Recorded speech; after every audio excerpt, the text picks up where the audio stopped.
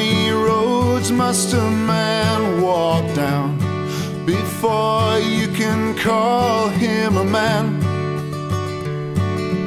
How many seas must a white dove sail before she sleeps in the sand? Yes, and how many times must a cannonball fly before they are forever banned? The answer, my friend, is blowing in the wind. The answer is blowing. Hi, I'm Skyler. Hi, I'm Sam.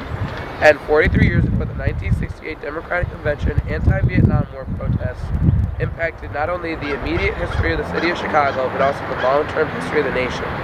This convention took place on August 26th to August 29th in 1968. On the first day of the protest, August 26th, the statue bore witness a deep, intense protest that broke out here and caused nothing but mayhem for the city of Chicago.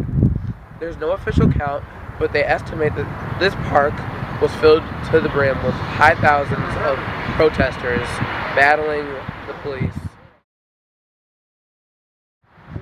One of the forces that the police tried to use to fight out the protesters was they threw cans of tear gas back at them to severely damage their eyesight.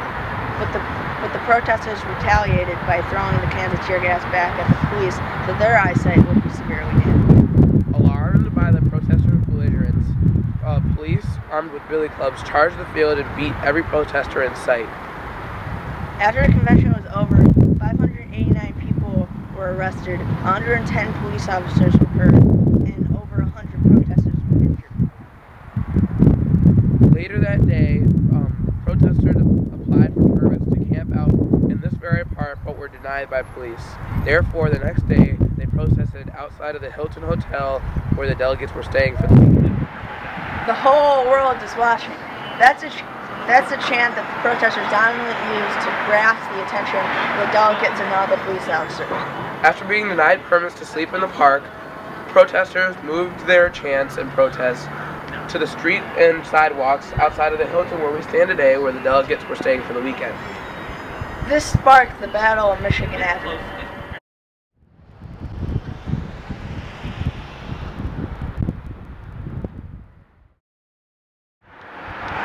The Battle of Michigan Avenue was, without a doubt, the climax of the Democratic National Convention.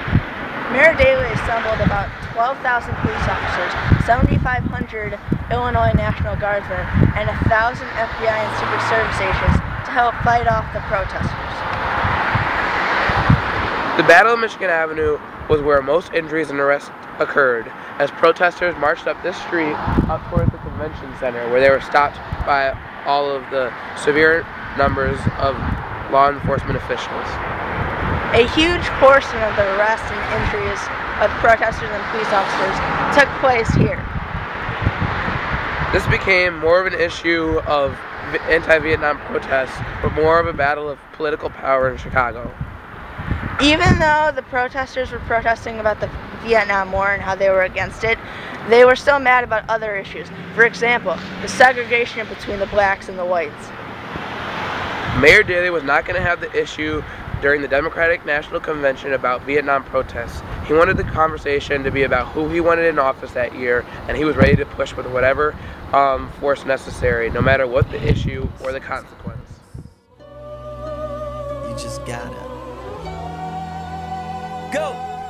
You would never know what you could ever be if you never try. You would never see. Stayed in Africa, we ain't never leave. So it wasn't no slaves in our history. Wasn't no slave ships or no misery. Call me crazy, or isn't he? See, I fell asleep and I had a dream. It was all black, everything. And we ain't get exploited. White man ain't fear it, so he did not destroy it. We ain't work for free, see they had to employ it. Built it up together, so we equally appointed. First 400 years, see we actually enjoyed it. Constitution written by W.E.B. Du Bois. When no Reconstruction, Civil War got avoided. Little black Sambo grows up to be a lawyer. Extra, extra on the newsstands. Black woman voted head of Ku Klux Klan.